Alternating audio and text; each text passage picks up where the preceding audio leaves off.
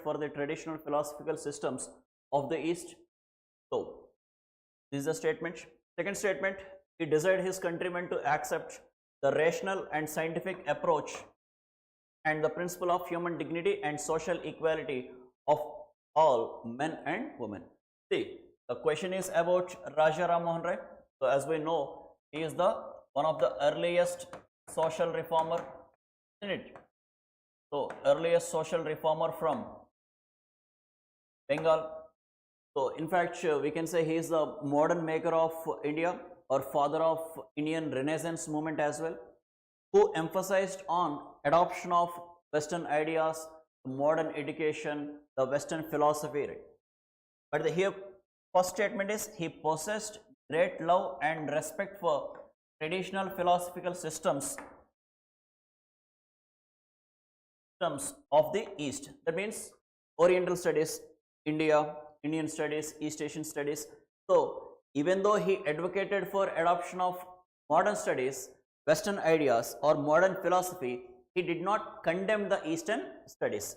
So, he loved and respected the Eastern studies, especially we have also know that he was a great patron of Sanskrit studies. He also have a well-versed knowledge on Vedas and Upanishads. So, with this we can understand that he have shown great love and respect towards the Eastern philosophical system, right. So, from this we can say the statement was right. Coming to the second statement, he desired his countrymen to accept the rational and scientific approach and the principles of human dignity and social equality of all men and women. See, basically he is the social reformer, earliest social reformer, and he advocated for the modern approach. He asked the Indians to leave the superstitious belief systems, and he asked the Indians to adopt the modern or rational and scientific approach. So, he emphasized on the rational and scientific approach, and he asked the Indians or the orthodox Indians to adopt this rational and scientific approach by condemning the existing social beliefs. Like, for suppose we can take example of a sati system which was prevalent at that time. So, he condemned such kind of superstitious orthodox beliefs in India, and he promoted rational and scientific approach.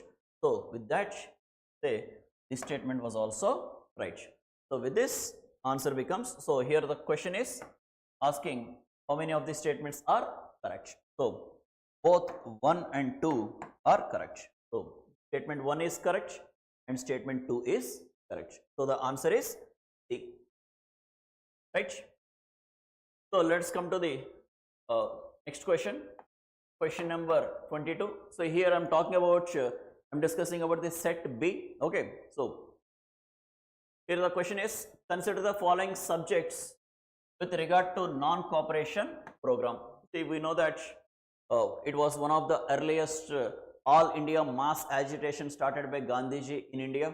So, which was started in 1920 and continued till 1922, right. So, let us see the statements. Boycott of law courts and foreign cloth. See, majorly this non-cooperation movement primary objective is boycott. So, everything centers around boycott. So, let us see the statements first. Boycott of law courts and foreign cloth, observance of strict non-violence, retention of titles and honors without using them in public, establishment of panchayats for settling disputes. See, basically this non-cooperation movement, which was launched by Congress and Gandhiji in 1920, emphasized on the objective of boycott. Boycott what? Boycott foreign goods, titles, courts, councils, offices and all. So, just to mention a few, this program emphasized on boycott of foreign goods, boycott of titles, boycott of courts, boycott of British councils, boycott of British offices and etc. So, with that, Can we say the first statement is right or wrong? Like boycott of law courts and foreign cloth. So it rejected, that means it boycotted law courts and foreign cloth. Simply we can say that during this movement it was clearly advocated by the Congress that the shops which are selling foreign cloth should be boycotted. Foreign clothes should not be used by Indians. Indians promoted khadi and they distributed charka for producing khadi, and the foreign cloth was publicly burnt. So with that information we can say statement is right. Observance of strict non-violence. So the non-cooperation itself is on the basis of satyagraha. Satyagraha is on the basis of truth and non-violence. So obviously means there must be strict observance of non-violence. In fact, that is the reason when Chauri Chaura incident occurred in 1922, which is a violent activity, the non-cooperation movement was suspended by Gandhiji. So Gandhiji emphasized on strict observance of non-violence. Okay, next let us see third statement, retention of titles and honors without using them in public. So, but here we have already mentioned boycott of titles. So the clear objective was titles must be boycotted. So this statement, that is retention of titles, is wrong. So this is wrong statement. Establishments of panchayats for settling disputes. So basically this boycott includes boycott of courts. So we boycotted British courts, and Gandhiji emphasized that the panchayats also acts or can act as judicial bodies, and emphasized that these panchayats which acts as judicial bodies can settle the local disputes. So this statement is also correct. So what are the how many statements are right? Statement 1, statement 2 and statement 4. So statement third is wrong. So 1, 2, 4. So obviously the answer is, how many of the above statements were correct? That is only 3. So the answer is C. Okay. Let us move on to the next question. This is 23rd question of set B. The irrigation device called Aragatta. So this was very important. In fact, this question was already asked in UPSC previous years. So this was a repeated question, but the concept is repeated, but the options are different actually here. So if you see here, what is this Aragatta?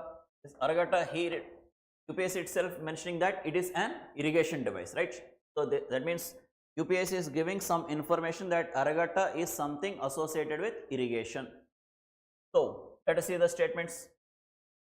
A water bag made of leather pulley, leather pulled over a pulley.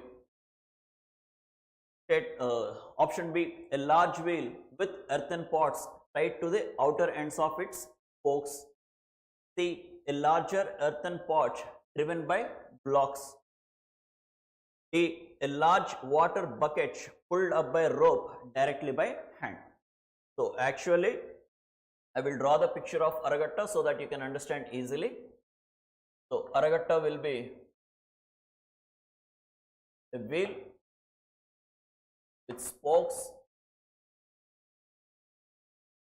and on the side of the wheel have buckets or pots. So this is the structure of Aragatta. So it is a huge wheel, and this wheel is attached with pots, and these pots are used for drawing the water. So which option will suit that structure? A large wheel with earthen pots tied to the outer ends of the spokes. So it's a large wheel, the spoked wheel, and the earthen pots are tied to the outer edges of the spokes. So I have drawn these pots which are tied to the outer edge of spokes. So the answer is B. So what is Aragatta? Aragatta is a large wheel with earthen pots tied to the outer ends of its spokes, right? So this question comes in ancient section. So this Aragatta wheel was predominantly used in the times of Guptas, predominantly used in the times of imperial Cholas, which we will see frequently in that time period, especially development of irrigation and agriculture. Right. Next question, 25th question of set B. Fahian or Faxian, the Chinese pilgrim, traveled to India during the reign of. So the question is that it is asking during which king's period Fahian visited India. So as we already know, we have number of Buddhist travelers, number of Chinese travelers who visited India, like we have Fahian, we have Hiansang, we have Itzing. So here Fahian visited in 5th century, that is 402. So he visited India 402 CE, especially he started his journey 399 CE and stayed in India till 414. So to India he reached in 402 CE, that is during the time of. So who was the king at that time? It was Chandragupta II of the dynasty. So he visited during the time of Gupta Empire and during the time of Chandragupta II. And in fact, he also wrote his accounts. We can say Fahian's accounts are 4. So this was the book written by Fahian regarding his experiences in India. Okay. So Fahian, the Chinese pilgrim, visited the Gupta Empire during the time of Chandragupta II in 402 CE, and he have compiled his experiences as accounts of India under the name of Pokwo Ki. Right. So let's see the next question. Question number 26 of set B. Who among the following led a successful military campaign against the kingdom of Srivijaya, the powerful maritime state which ruled the Malay Peninsula, Sumatra, Java and the neighboring islands? So if you see this question, this is also associated with ancient India. Is associated with ancient India. So let us see the question. So what it is asking, who? That means it is asking about the king. Which king led a successful military campaign against the kingdom of Srivijaya, which is Srivijaya means here we are talking about which dynasty? That is dynasty in the Southeast Asia. So the Southeast Asian dynasty which controlled the Malay Peninsula, that is current Malaysia, Sumatra and Java Islands, that means Indonesian islands. So here it is talking about the Sailendra dynasty. So under which king or which dynasty we know that the Indian empire extended towards Southeast Asia? We clearly know that it was under Chola's time period. So Chola's time period, the Chola empire extended to up to Maldives in the west and up to Southeast Asia in the east. So consider the other options. Amoghavarsha Rashtrakuta empire was more or less extended to Karnataka, parts of Maharashtra, parts of Andhra Pradesh. If we talk about Kakatiya dynasty was extended to predominantly Telangana region, that is in and around Warangal and Andhra region and up to Orissa. If you talk about Hoysalas, they were from Dwarsamudra region, that is Karnataka region, which is confined to Karnataka. But if you talk about or if you see about Cholas, the imperial Chola period, so here which Cholas? Imperial Cholas period. In fact, it was one of the largest empire at that time, which extended from Maldives and Lakshadweep in the west to Southeast Asia in the east. So it is simple. Even if you know that particular information, that Chola period it extended to Southeast Asia, we can simply derive the answer. So nothing but Answer C. So especially during the time of Rajaraj Chola, they have cordial relation with Southeast Asian dynasties, whereas during his successor Rajendra Chola first, he invaded Southeast Asia and defeated Sailendra dynasty and brought Vijaya under his. So the answer is Rajendra Chola. So Amogavarsha, that is of Karnataka, Kakatiyas of Warangal, Cholas of Tamil Nadu. See, right? So answer C. So this is also question of hint. Next we will see the question number 27 of set B. So here the question is asking about between the time period of 6th century BCE to 4th century BCE. So that is especially 600 BCE to 322 BCE. So what is the question? With reference to ancient India between 600 to 322 BCE, consider the following pairs. So here what are the pairs? On one side he have given territorial region, on the other side he have given rivers flowing in that region. So let us see the regions first. Asmaka. Where is Asmaka? So if you know Mahajanapadas, so there are 16 Mahajanapadas. Out of these 16 Mahajanapadas, only one Mahajanapada that situated in the Deccan part or south of Narmada region. What was that Mahajanapada? That is the only Mahajanapada, that is Asmaka. So Asmaka is the only Mahajanapada situated south of Vindhyas, which is situated in the Deccan region or upper Godavari valley region. So that means simple, you can say Godavari is the river which flows through Asmaka, right? Next, so that means this statement is or this pair is right. Next, Kamboja. So Kamboja, Vipasa.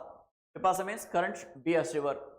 So Kamboja is also one of the Mahajanapada, one of the 16 Mahajanapadas, and which lies extreme west of this entire Mahajanapada region. Which river flows through Kamboja? Indus river flows through Kamboja, but Bias is a little east of Kamboja. So Vipasa is not associated with Kamboja. Next, Avanti. So Avanti is the region which is in current Madhya Pradesh region, that is Ujjain region. So it is also one of the important Mahajanapadas. And coming to the rivers that flows in this region, let us see.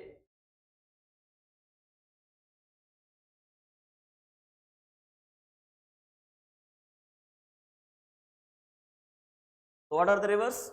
So Vetravati, Tipra and Narmada rivers are the rivers which flows in the Avanti region. So Mahanadi also doesn't flow in the Avanti Mahanapada, which flows further eastwards actually. And next, Kosala, which is from UP region, and here in Kosala, what's the river flows? Gaggar or Gagra river.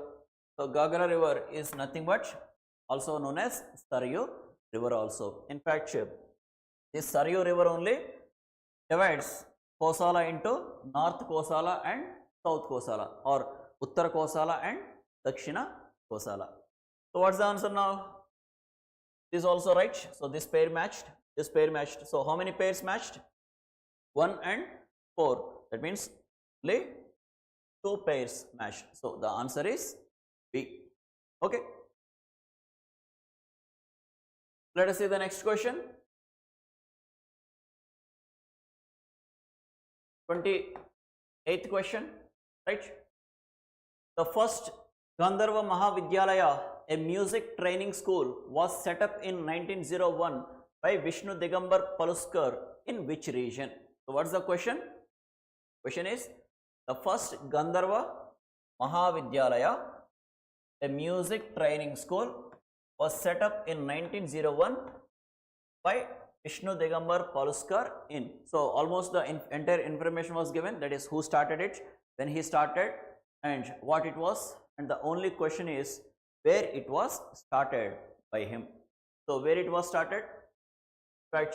Who is this? See, Vishnu Digambar Paluskar.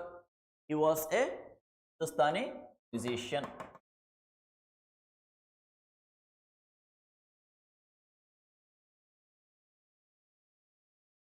He was a Hindustani musician. So who started this school, or who started this music training school, which emphasizes on both music and dance? So it was started in Lahore. So later on, the branches were set up in Delhi and other places. Like if you see Delhi, a branch in Delhi was set up in 1939 by some of the followers of him. But he himself started this training school in Lahore in 1901. Right. So in fact, he was also known for arranging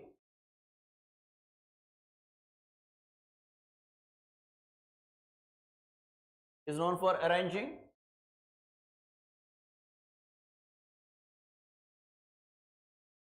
or he gave the tune to this Vande Mataram. In fact, the poem of Vande Mataram was arranged in a tunic form by this Digambar Paluskar only.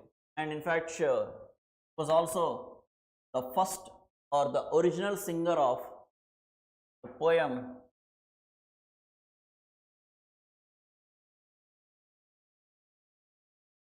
Raghupati Rajaram. So the bhajan Raghupati Rajaram was originally sung by Vishnu Digambar Paluskar only.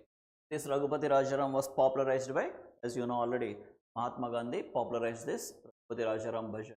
But it was originally sung by Vishnu Digambar Paluskar, who also arranged this Vande Mataram and who was also known for setting up of this music training school in, right?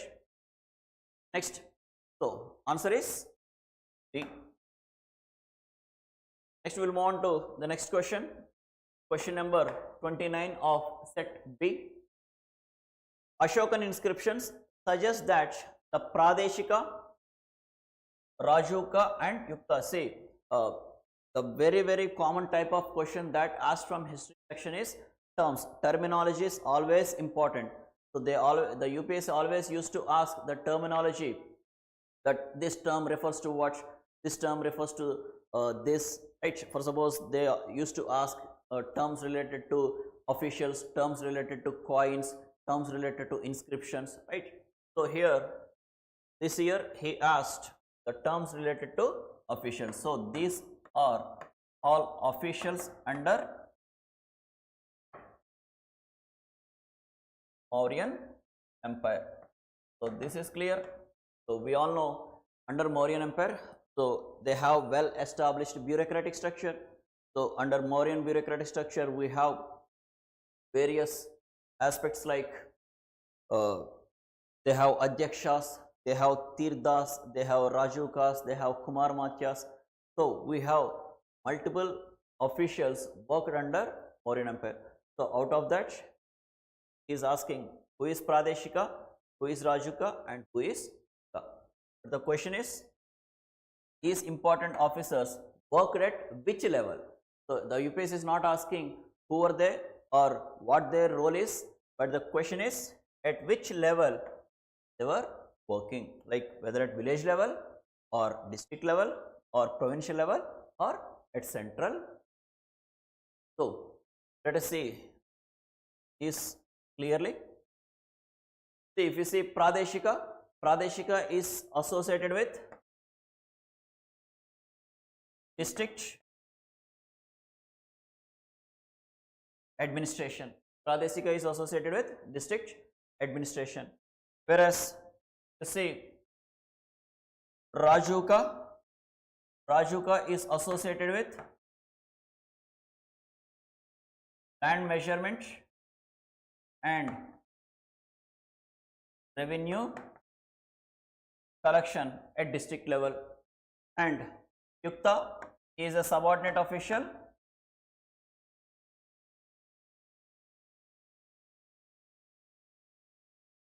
or who is directly under king who is associated with revenues, right? So we have Pradeshika who is concerned with district administration. We have Rajuka who is concerned with land measurement and revenue collection, and we have Yukta who is a subordinate official for the king. So that means what could be the level of their work is district level. So answer is B, that is district level administration, right? So 29 B. Let's see question number 30. So consider the following statements in respect of the non-cooperation movement. So again, this is the second question associated with non-cooperation movement this year. So we have seen one question already with respect to non-cooperation movement. This is the second question associated with again cooperation. So especially non-cooperation movement, civil disobedience movement, Quit India movement and Swadeshi movement. These four movements, every year you will find at least one question from these four movements in UPSC. So let's see the statements. The Congress declared that attainment of Swaraj by all legitimate and peaceful means to be its objective. So that is the statement 1. The Congress declared that attainment of Swaraj by all legitimate and peaceful means to be its objective. See, we have already mentioned that non-cooperation movement is launched in 1920 and was launched with an objective of Swaraj. The ultimate goal is Swaraj and the objective is to boycott the British goods, titles, courts, offices, etc. So the Congress declared that attainment of Swaraj by all legitimate means. So that means they should carry all actions in a legitimate way. That means no illegal activities would be carried, and peaceful means as it is carried in the form of satyagraha. So it was carried on the basis of truth and non-violence. So that the program must be carried in peaceful means to achieve its objective. What was the objective? Attainment of Swaraj. So the statement is right. Next statement, second statement, it was to be implemented in the stages with civil disobedience and non-payment of taxes for the next stage only if Swaraj did not come within a year and the government resorted to repression. So what it was saying, it was to be implemented in stages with civil disobedience and non-payment of taxes for the next stage only if Swaraj did not come in within a year. So especially during this phase in 1920, the Gandhiji decided that or announced that if India doesn't get Swaraj within a year, that means if British did not grant Swaraj to India within a year, so he will launch civil disobedience movement. They are also decided to launch this civil disobedience movement in Bardoli from 1922. So the statement is correct. That means it was to be implemented in stages with civil disobedience and non-payment of taxes for the next stage only if Swaraj did not come in a year. So that was true. So statements 1 and 2 were correct. So question is asking how many of these statements were correct. So both 1 and 2 were correct, right? This is question number 30. Next, let us see question number 91 of set B. Sedition has become my religion was the famous statement given by Gandhiji at the time of. See, as I mentioned already, we have non-cooperation movement, civil disobedience movement, Indian movement. These are the three major movements launched by Gandhiji. So which are very important for examination. So if you see this question here, sedition has become my religion. So this statement was given by Gandhiji during the time of civil disobedience movement. So civil disobedience movement can also be called as Dandi March. Dandi March means that Gandhiji marched from Sabarmati ashram to Dandi, and he reached Dandi and picked a handful of salt and said that he broke salt law. So after reaching Dandi, Gandhiji said this statement that the British is completely becoming a repressive power which is repressing Indian freedom and Indian voices, so and as well as imposing harsh and strict policies on Indians. So now Gandhiji opposing all this, that's why he said sedition has become my religion. So it was said at Dandi when he reached from Sabarmati to Dandi on April 6th, 1930. Statement was given by Gandhiji in 1930, April 6th is the day he reached Dandi from Sabarmati ashram. The Dandi march, process of civil disobedience. Okay, so the answer is B. Right. Next, we'll see question number 92. The famous female figurine known as dancing girl found at Mohenjo-daro is made of. So this is a, we can say it is a question under ancient, but was also cultural or question from art and culture. See, Mohenjo-daro, that means the question is talking about Indus Valley civilization period, right? So we have to see the culture of Indus Valley civilization time period. So as we already know, in Indus Valley civilization period, that means it as it is part of Chalcolithic age, they know the art of smelting metals. That means they have knowledge of metallurgy, and most importantly, as you know, this Indus Valley civilization is also called as Bronze Age civilization. Indus Valley civilization can also be called as Harappan civilization and Bronze Age civilization. Why Bronze Age civilization? Because bronze was the metal which was predominantly made and used by the Harappan people. So as part of their culture, they have made various figurines. So especially they made terracotta figurines and they made metal objects or images. Predominantly these metal objects are made with bronze only, because they have the knowledge of making an alloy called bronze. And in fact, this bronze dancing girl was made using the help of a technique called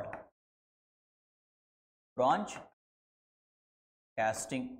Technique called bronze casting. So what is this bronze casting?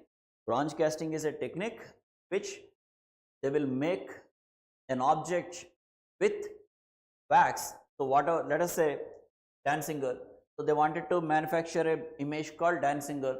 So they will make the image with the help of wax. So wax is locally available from forest. So once they make this image with wax, they will coat it with clay. They will cover the entire wax image with clay. Then they will put a hole at the bottom and they will expose it to extreme heat. So that what will happen? Clay will remain intact, but the inside wax will get melted. So from this hole, they will remove the melted wax, and from the same hole, they will pour the molten bronze metal, which gives you the desired image of the wax image. So here, similar in the same fashion, this dancing girl of Mohenjo-daro was also made using bronze. So answer is C. So 92 C.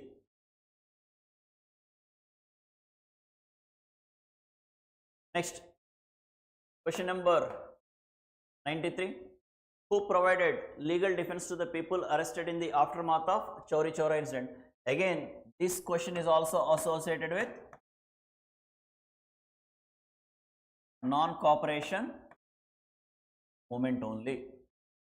So again, this is the third question in this paper which is associated with non-cooperation movement. So as you know, as I mentioned, non-cooperation movement started in 1920 and ended in 1922.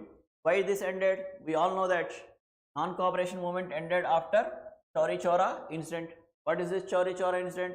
Chauri Chaura incident is a violent incident that occurred in Gorakhpur district of UP, in which the villagers burnt 22 policemen alive. So with that only Gandhiji suspended this non-cooperation movement. So then after, government arrested those villagers and prosecuted them, and this question is, who defended those people arrested in the aftermath of Chauri Chaura incident? It was Madan Mohan Malaviya and others, that is Krishnakant and others, acted as the defense team for these prosecutors who were prosecuted in this Chauri Chaura incident. So the answer is B, the 93rd B. Next, question number 94.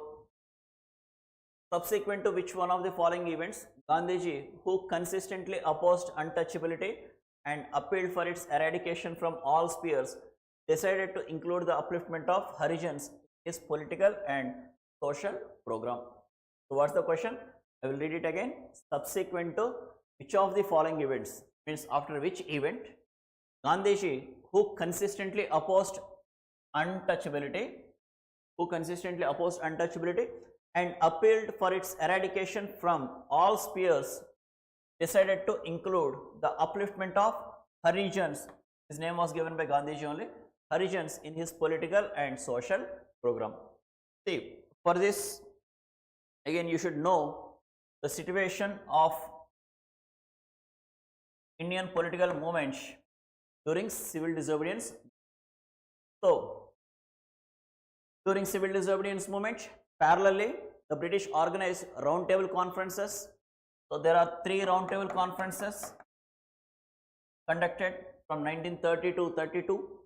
So first conference was boycotted by Congress, but second Congress was attended by Congress. In this Congress, in this roundtable conference, second roundtable conference was attended by Congress, which was represented by Gandhiji himself. So Gandhiji went to second roundtable conference, but however he had conflict with or difference of opinion with Ambedkar and Muslim League, that resulted in Gandhiji quitting this roundtable conference in between, and he came back and he resumed his civil disobedience movement. But what happened in this second roundtable conference?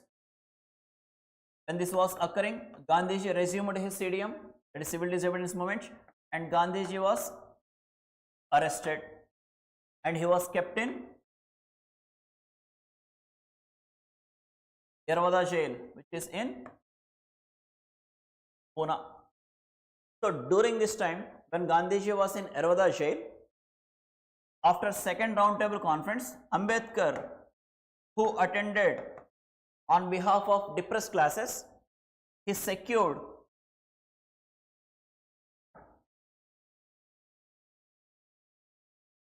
separate electorate for depressed class. So Gandhiji, when Gandhiji was in jail, in second roundtable conference, Ambedkar secured separate electorate for depressed classes. So, and this was severely opposed by Gandhiji.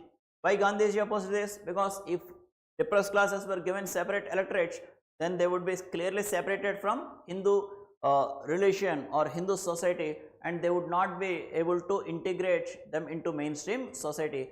They will remain as depressed classes only. So due to this, the conflict of interest emerged between Gandhiji and Ambedkar, and to resolve that conflict, both agreed for Pune Pact. So what is this Pune Pact? This Pune Pact occurred in 1932 between Gandhi and Ambedkar, in which Gandhiji agreed for expanding the reservation of depressed classes, whereas Ambedkar decided to give up his claim or give up his demand of separate electorate for depressed classes. So this agreement was made between Gandhiji and Ambedkar for Pune Pact. So after this pact, Gandhiji decided to work on upliftment of depressed classes. or abolition of untouchability from India. So that's why after this pact, for next 2 to 3 years, Gandhiji stopped all his political activity and completely dedicated his time for upliftment of depressed classes. So during this time, he set up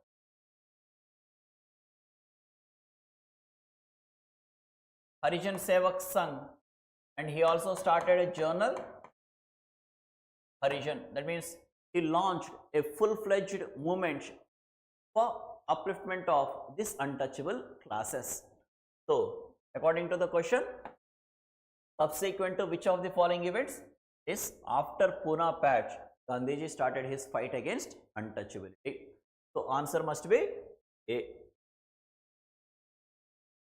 So let us see next question. Question number 95. Consider the following fruits. So here the list was fruits: papaya, pineapple, guava. So papaya, pineapple and guava. What's the question? How many of the above were introduced in India by the Portuguese in 16th and 17th centuries? So question is simple. The fruit list has been given. So which of these fruits were introduced to India by Portuguese in 16th and 17th century? See, as we know, Portuguese came to India in 1498 CE and they continued to dominate in 16th century and 17th century. So that's why 16th century and 17th century, the period where they introduced various new things to India, including crops and fruits as well. So here the list is fruits. So is papaya introduced by Portuguese to India? Yes, papaya was introduced by Portuguese to India. Papaya is not indigenous to India.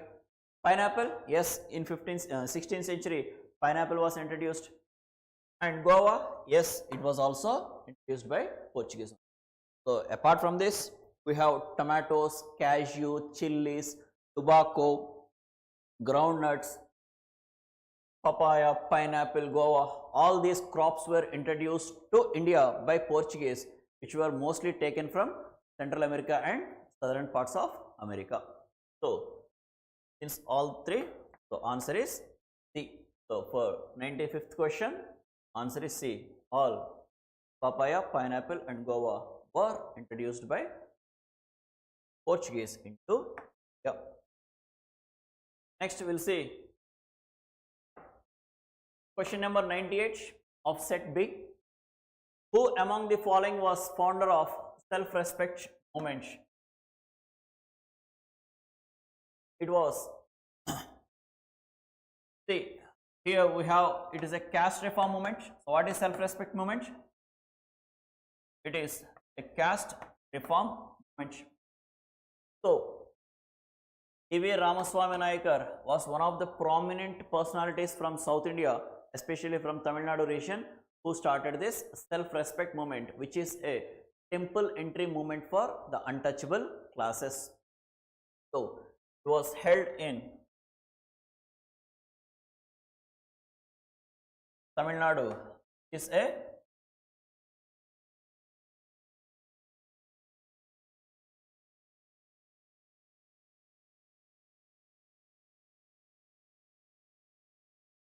temple entry movement for untouchable classes. So this movement is also associated with upliftment of untouchable classes or empowerment of depressed classes. It was started in 1920s, so which was led by E.V. Ramaswamy Nayakar, who was famously known as Periyar. The answer is right. So these are the history questions which has been asked in UPSC paper 2025 UPSC. So let us see how many questions on modern section. So one question from social religious, this is from social religious reform movements. This is from modern India, that is non-cooperation movement. As I mentioned, 3 questions from non-cooperation movement. So another ancient question which is asking about the irrigation techniques. And who among the following rulers in ancient India has assumed the titles Mattavilasa, Gunabara, and Vichitrachitta. So this is also a question from ancient India. So here the question is, they asked the titles Mattavilasa, Gunabara, Vichitrachitta. So these titles are associated with whom? These titles are associated with Pallava king Mahendravarman first. So Mattavilasa, because he wrote Mattavilasa Prahasana, which was a Sanskrit play. Gunabara, it means the virtuous one. Vichitrachitta, it means the one who had unique thoughts. So he is known for music. He was a musician, he was a scholar, he was a poet, he was a dramatist, he was a painter. So in fact, Pallava's culture started under him. So that's why he was called with various titles like Mattavilasa, Chitrakara Puli, right? Vichitrachitta, Gunabara. So that is Mahendra. So this question from ancient. Next, another question from ancient, which is about Fahian, asking about under which dynasty or under which king he travelled to India. Another question from ancient, that is, which of the Indian ruler carried successful campaign against Vijaya kingdom? That is also ancient. Next, another question from ancient, asking about the places and the rivers associated with those ancient places. Another question, which is question from culture regarding Vishnu Digambar Paluskar and his setting up of a music training school. Another question from ancient, which is asking about the officials and their designations at different levels of administration. And next, another question from non-cooperation movement, which is part of modern India.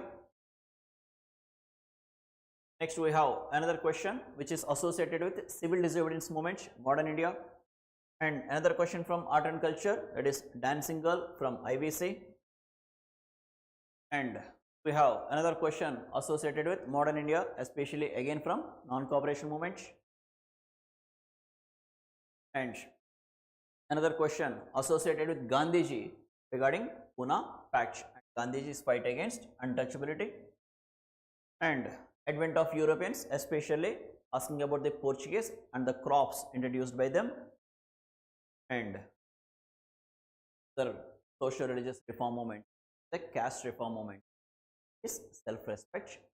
So these are mix of ancient, modern and cultural questions were asked in this year UPSC from history, right?